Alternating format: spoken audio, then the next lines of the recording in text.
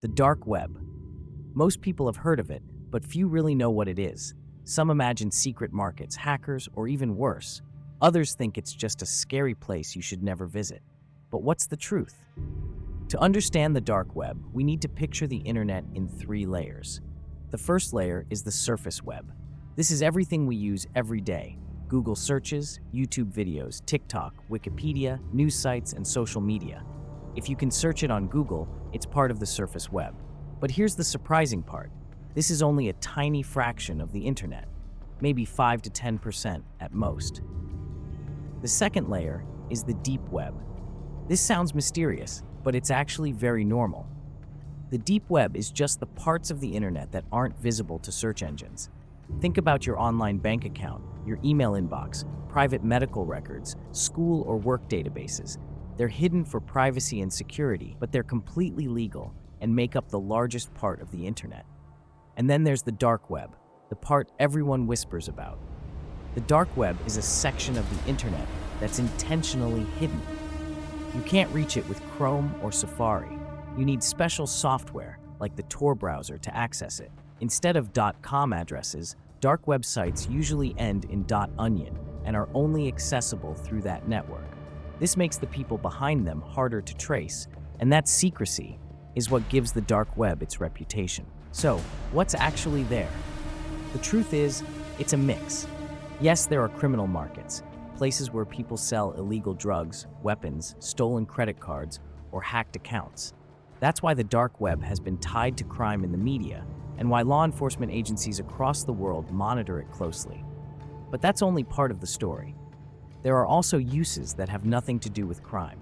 Journalists use the dark web to communicate securely with whistleblowers. Human rights activists in countries with strict censorship use it to share information without being tracked. Even major organizations like the BBC, Facebook, and the New York Times have created official dark web versions of their sites, so people living under censorship can still access them safely.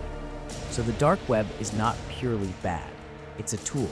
And like any tool, it depends on how people use it. Now let's clear up some of the biggest myths. One of the most common claims is that 90% of the internet is the dark web. That's not true. That number usually refers to the deep web. Remember, the everyday private stuff like your emails and online banking. The dark web itself is only a small fraction of the total internet. Another myth is that just opening the dark web will instantly expose you to danger. In reality, you can't just stumble onto it. You'd have to deliberately download special software, set it up, and then know where to look. There are no random links on Google that send you there by mistake. There's also the idea that the dark web is some kind of endless playground of hackers and criminals.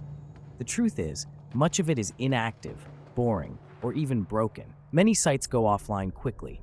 It's not a polished, Hollywood-style world of digital crime.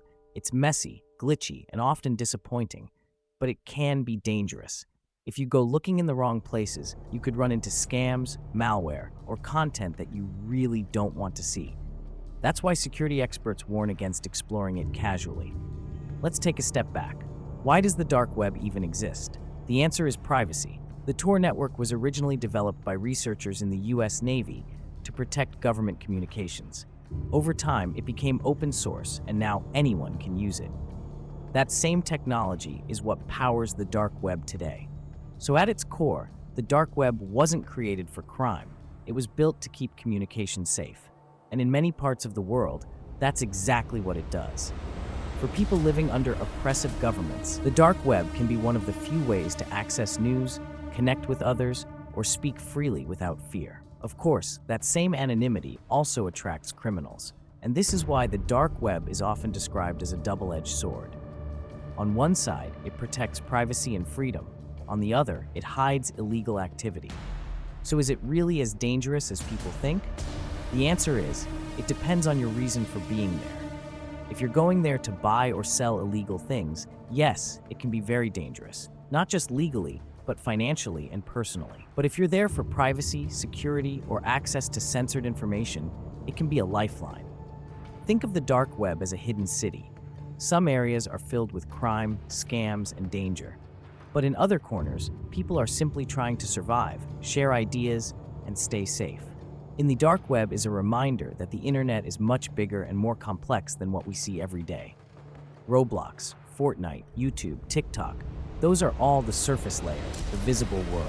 But beneath that surface lies something stranger, more secret, and more powerful than most people realize. Like, follow, or subscribe to Most Googled right now, because no one wants 7 years of bad Wi-Fi.